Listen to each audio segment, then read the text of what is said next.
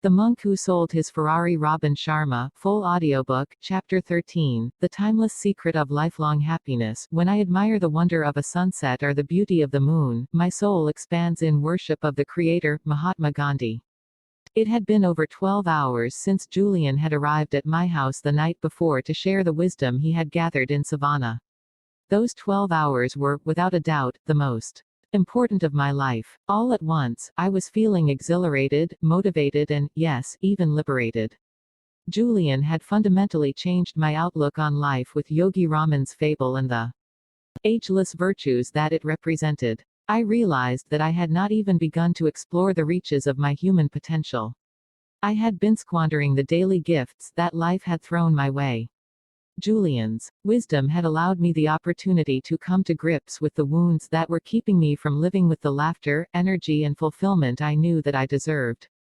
I felt moved. I'll have to leave soon. You have commitments which are pressing on your time and I have my own work to tend to, Julian said apologetically. My work can wait. Unfortunately, mine can't, he said with a quick smile, but before I leave, I must reveal the final element of Yogi Raman's magical fable. You will recall that the sumo wrestler who walked out of the lighthouse in the middle of a beautiful garden with nothing more than a pink wire cable covering his private parts slipped on a shiny gold stopwatch and fell to the ground. After what seemed like an eternity, he finally regained consciousness when the marvelous fragrance of the yellow roses reached his nose. He then jumped to his feet in delight and was astonished to see a long, winding path studded with millions of tiny diamonds.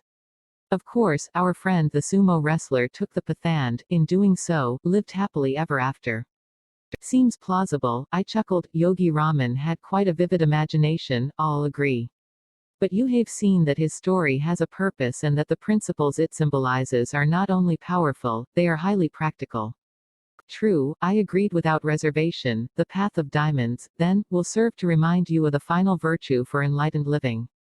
By carrying this principle with you through your daily work, you will enrich your life in a way that is difficult for me to describe. You will begin to see the exquisite wonders in the simplest of things and live with the ecstasy you deserve.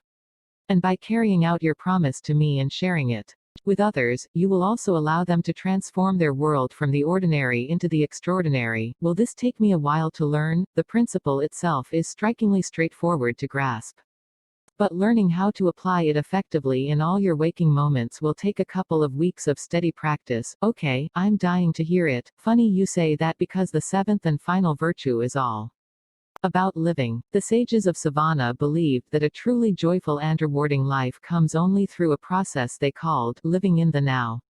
These yogis knew that the past is water under the bridge, and the future is a distant sun on the horizon of your imagination. The most important moment is now. Learn to live in it and savor it fully. I understand exactly what you are saying, Julian. I seem to spend most of my day fretting over past events that I have no power to change or worrying about things to come, which never do arrive. My mind is always flooded by a million little thoughts, pulling me in a million different directions. It's really frustrating. Why? It tires me out. I guess I just don't have peace of mind. Yet I have experienced times when my mind is fully occupied on only what was in front of me. Often this happened when I was under the gun to crank out a legal brief and I didn't have time to think about anything other than the task at hand. I've also felt this kind of total focus when I was playing soccer with the boys and I really wanted to win. Hours seemed to pass by in minutes and I felt centered. It was as if the only thing that mattered to me was what I was doing in that very moment. Everything else, the worries, the bills, the law practice, didn't count. Come to think of it, these were probably the times when I felt the most peaceful as well. Being engaged in a pursuit that truly challenges you is the surest route to personal satisfaction. But the real key to remember is that happiness is a journey, not a destination. Live for today, there will never be another one quite like it, stated Julian, his smooth hands coming together as if to give a prayer of thanks for being privy to what he had just said. Is that the principle that the path of diamonds in Yogiraman's fable symbolizes? I asked. Yes, came the succinct reply. Just as the sumo wrestler found lasting fulfillment and joy by walking the path of diamonds, you can have the life you deserve the very moment you start to Understand that the path you are currently walking on is one rich with diamonds and other priceless treasures. Stop spending so much time chasing life's big pleasures while you neglect the little ones. Slow things down. Enjoy the beauty and sacredness of all that is around you. You owe this to yourself. Does that mean that I should stop setting big goals for my future and concentrate on the present? No, replied Julian firmly. As I said earlier, goals and dreams for the future are essential elements in every truly successful life. Hope for what will appear in your future is what gets you out of bed in the morning and what keeps you inspired through your days. Goals energize your life. My point is simply this: never put off happiness for the sake of achievement. Never put off the things that are important for your well-being and satisfaction to a later time. Today is the day to live fully, not when you win the lottery or when you retire. Never put off living. Julian stood up and started pacing back and forth across the living room floor like a seasoned litigator releasing his final Kurnosoff reason in an impassioned closing argument. Don't fool yourself into thinking that you will be a more loving and giving husband when your law firm takes on a few more junior lawyers to ease the burden. Don't kid yourself into believing that you will start to enrich your mind, care for your body and nourish your soul when your bank account gets big enough and you have the luxury of more free time. Today is the day to enjoy the fruits of your efforts. Today is the day to seize the moment and live a life that soars. Today is the day to live from your imagination and harvest your dreams. And please never ever forget the gift of family. I'm not sure I know exactly what you mean, Julian. Live your children's childhood, came the simple reply.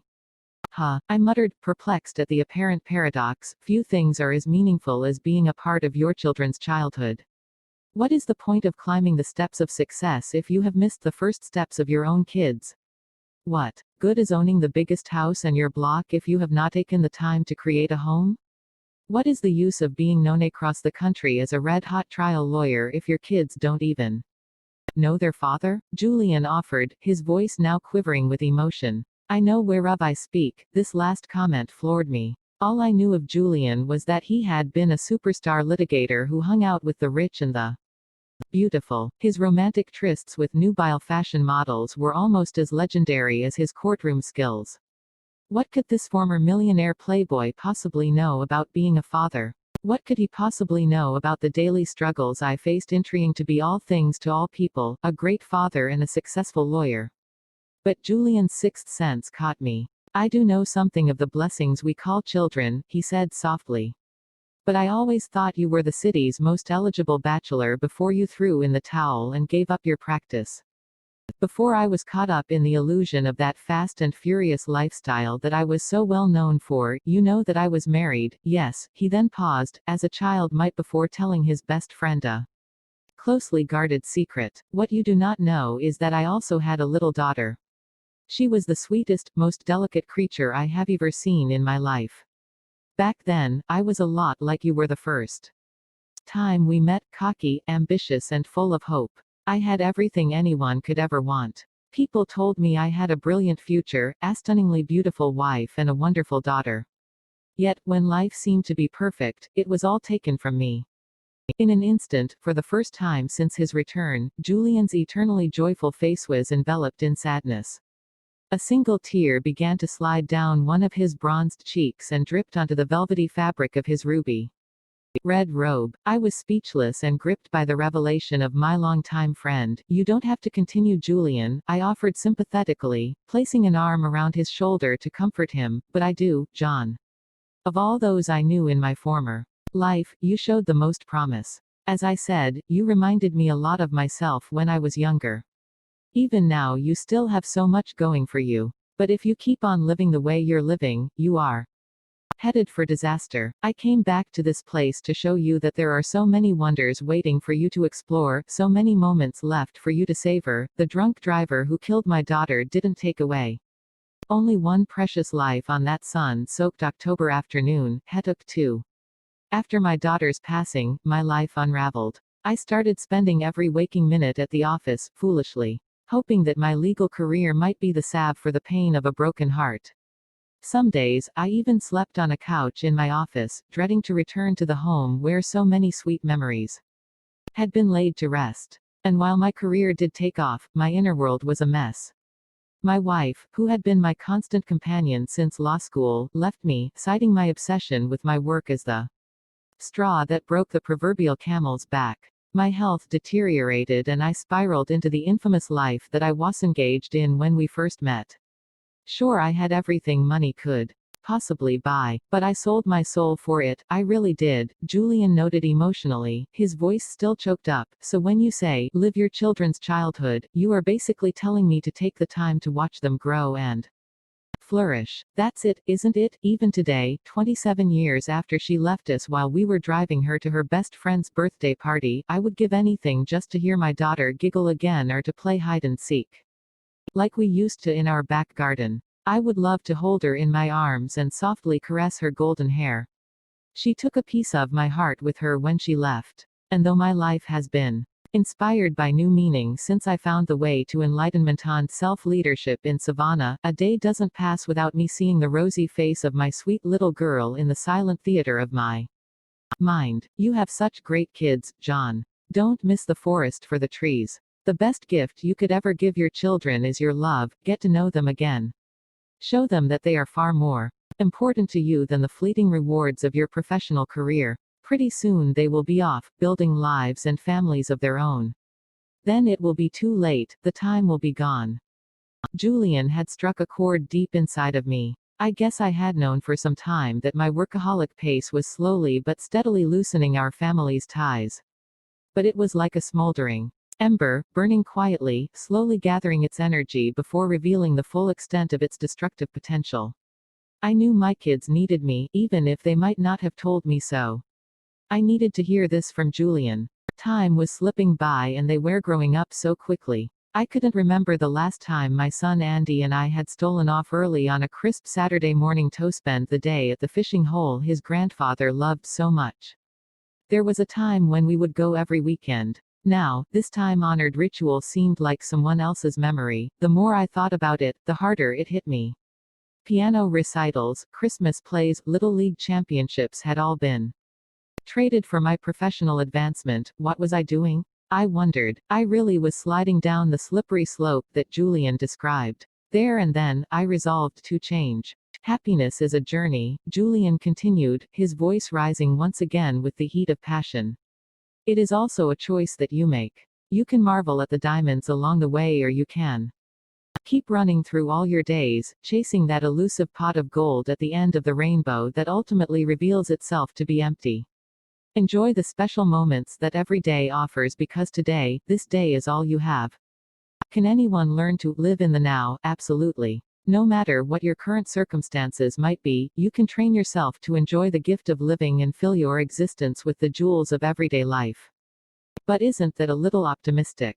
How about someone who has just lost everything they own due to a bad business deal? Let's say that not only are they financially bankrupt but emotionally bankrupt as well? The size of your bank account and the size of your house have nothing to do with living life with a sense of joy and wonder. This world is full of unhappy millionaires. Do you think the sages I met in Savannah were concerned with having a well-balanced financial portfolio and acquiring a summer home in the south of France? Julian asked mischievously. Okay. I see your point. There is a huge difference between making a lot of money and making a lot of life. When you start spending even 5 minutes a day practicing the art of gratitude, you will cultivate the richness of living that you were looking for. Even the person you spoke of in your example can find an abundance of things to be thankful for, notwithstanding his dire financial predicament. Ask him if he still has his health, his loving family, and his good reputation in the community. Question him as to whether he is happy to have citizenship in this great country and whether he still has a roof over his head. Perhaps he might have no assets other than a masterful ability to work hard and the ability to dream big dreams. Yet these are precious assets for which he ought to be grateful. We all have much to be thankful for. Even the birds, singing outside your windowsill on what looks like another magnificent summer's day, appear as a gift to the wise person. Remember, John, life doesn't always give you what you ask for, but it always gives you what you need. So by giving daily thanks for all of my assets, whether financial, material or spiritual, I will develop the habit of living in the moment. Yes, this is an effective method for putting far more living into your life. When you savor that now, you kindle the fire of life that allows you to grow your destiny. Grow my destiny? Yes. I told you earlier that we all have been given certain talents. Every single person on the planet is a genius. You don't know some of the lawyers I work with, I quipped. Everyone, said Julian emphatically. We all have something that we are meant to do. Your genius will shine through, and happiness will fill your life. The instant you discover your higher purpose and then direct all your energies towards it.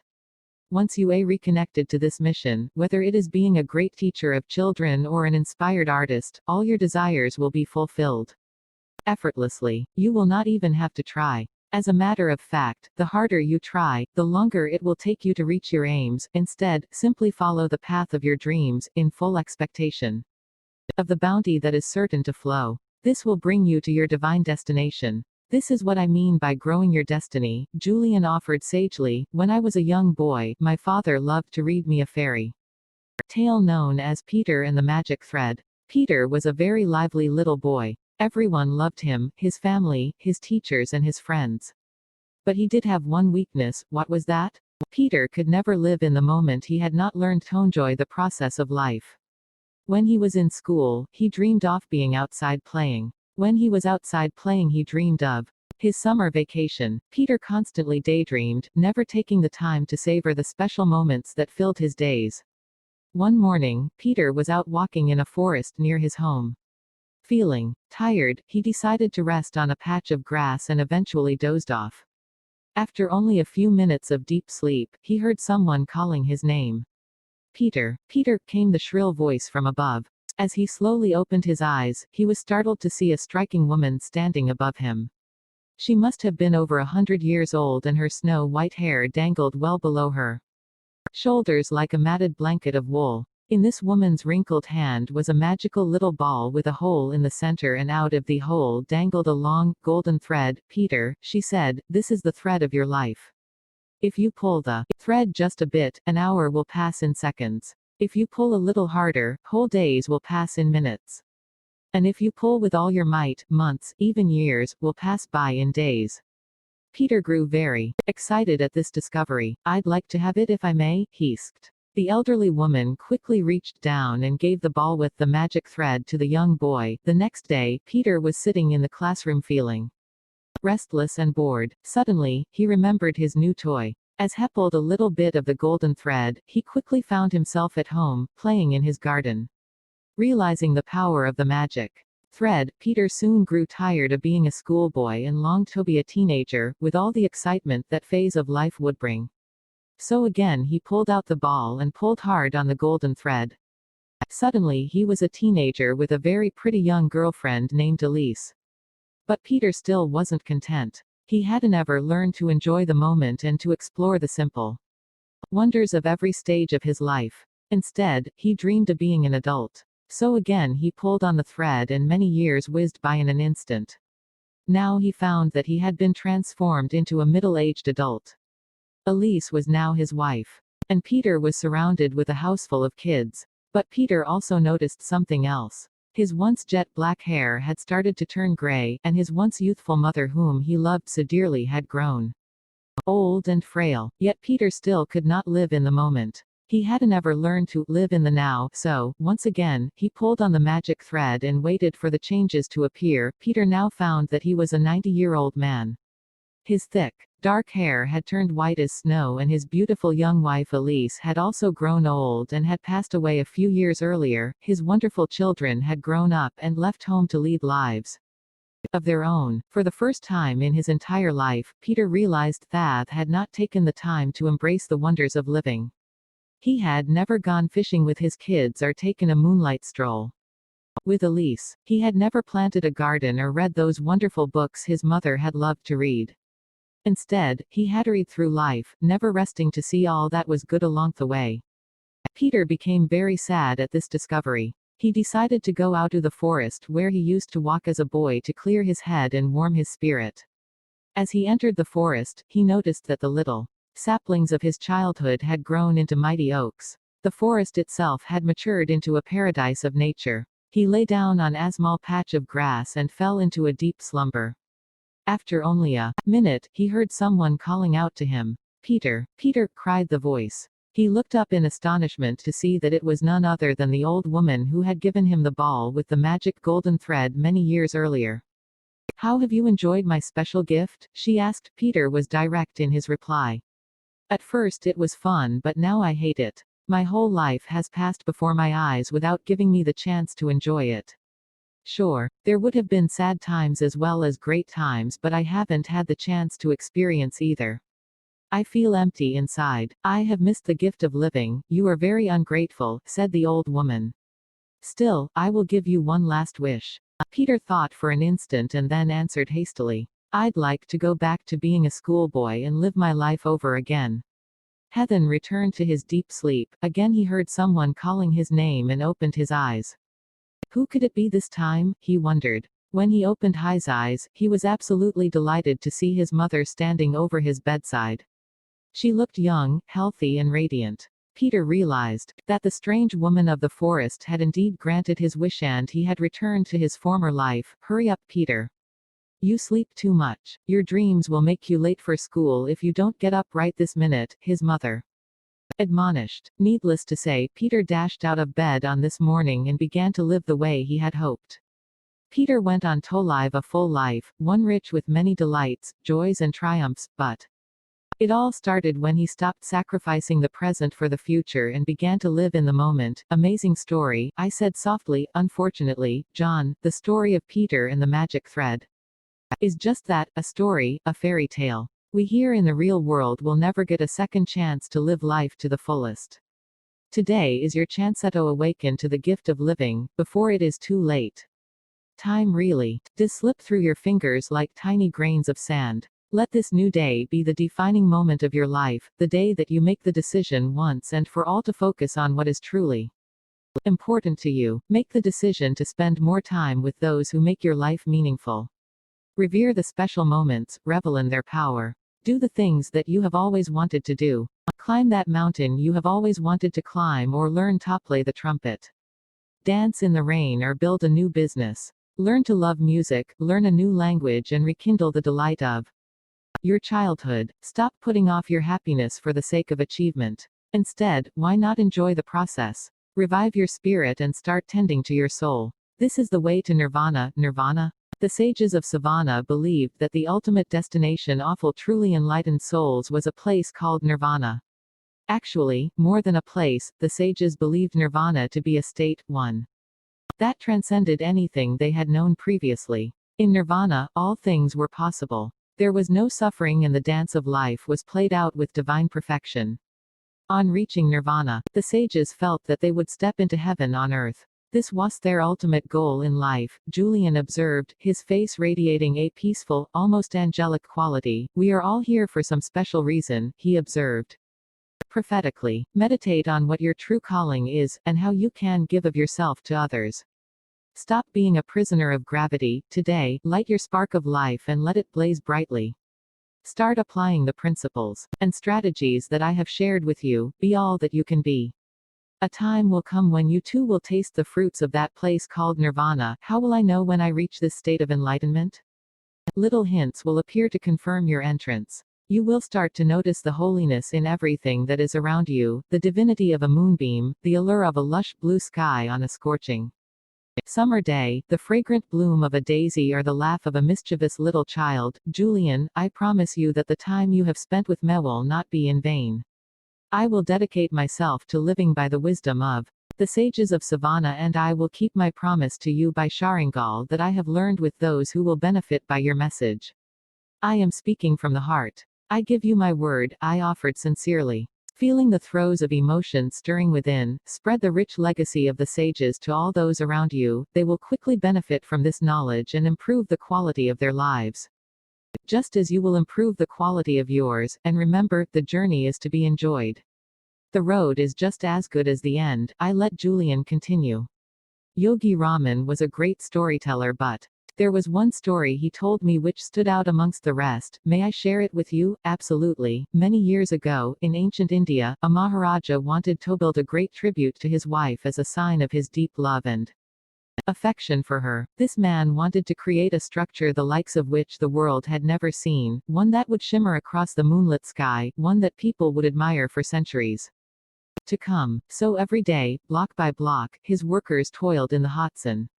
Every day this structure started to look a little more defined, a little more like a monument, a little more like a beacon of love against the azure blue Indian sky. Finally, after 22 years of daily, gradual progress, this palace of pure marble was complete. Guess what I'm speaking of? I have no idea. The Taj Mahal, one of the 7 wonders of the world, Julian replied. My point is simple. Everyone on this planet is a wonder of this world. Every one of us is a hero in some way or another. Every one of us has the potential for extraordinary achievement, happiness, and lasting fulfillment. All it takes are small steps in the direction of our dreams. Like the Taj Mahal, a life overflowing with wonders is built day by day, block by block. Small victories lead to large victories. Tiny, incremental changes and improvements such as those I have suggested will create positive habits. Positive habits will create results. And results will inspire you towards greater personal change. Begin to live each day as if it was your last. Starting today, learn more, laugh more, and do what you truly love to do. Do not be denied your destiny, for what lies behind you and what lies in front of you matters little when compared to what lies within you. Without saying another word, Julian Mantle, the millionaire lawyer turned enlightened monk, got up, embraced me like the brother he had never had, and walked out of my living room into the thick heat of another scorching summer day. As I sat alone and collected my thoughts, I noticed that the only evidence I could find of this sage messenger's extraordinary visit sat silently on the coffee table in front of me. It was his empty cup.